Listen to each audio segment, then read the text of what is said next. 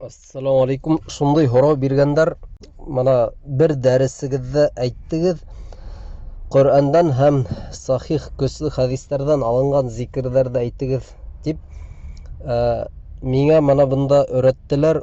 Ху дигән зикр башты сайкап әйтергә, нимәлер өсөн инде кыскаһы.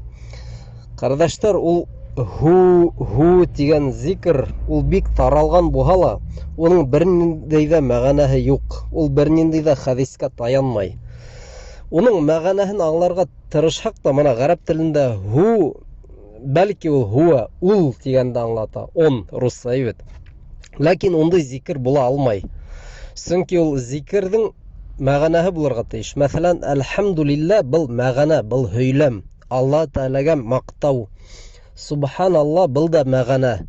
Алла Тәгалә бөтә кәмселектәрдән дә өстен, пак дигән мәгънәләр бит инде бит. Субханаллах, русча свят. Аллаху акбар да был җүмлә, һөйләм.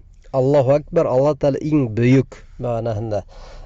Ул дип кенә әйтү ул нимә? Мана мәсәлән, бәлки аузу билlah шайтан да әйтергә теләйдер. Ул дип, бәлки ул ниндидер насар нәмә күз уңында тоталыр. Чөнки бunda бернинди дә мәгънә алынмаган бит инде.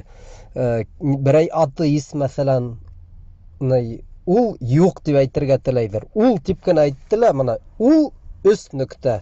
Нимә әйтһәң, нимә әйтергә теләйең? Ул, мана мәсәлән, Ишмурат ул дигән һымаграк инде бит. Әйтеп бөтер, нимә әйтергә теләйең? Мактарга теләйеңме яки әрләргә теләйеңме? Мана шуның һымаграк. Ху дигән зикр була алмай, ул уның мәгънәһен китереп сыгарһак та, мәсәлән, бит, уның бернинди дә яхшы мәгънәһе бар дип әйтеп булмай. Уны бидагатчылар уйлап сыгаргандар. Ул баш сайкаргамы, онда һикергәме, ыргыргамы шул вакыт янәһе был зикр нисектер ярдәм итә? Юк, ярдәм итмәй. Чөнки ундай зикр сөннәткә таянмаган. Коръәндан һәм сахих хәдисләрдән алынган зикрләрдә без кулланырга тиешбез. Иншалла, мана тиздән китап сыгыр, дуга кылыгыз. Алла бирһә, унда күп зикрләр. Әлбәттә, бөтә ислам динендә булган бөтә зикрләрдә бер бәләкәй генә китап сыкка керетеп булмай, ләкин иншалла шул китап сыгасак көтегез. Ләкин хуа яки ху дигән зикр юк һәм була алмый да.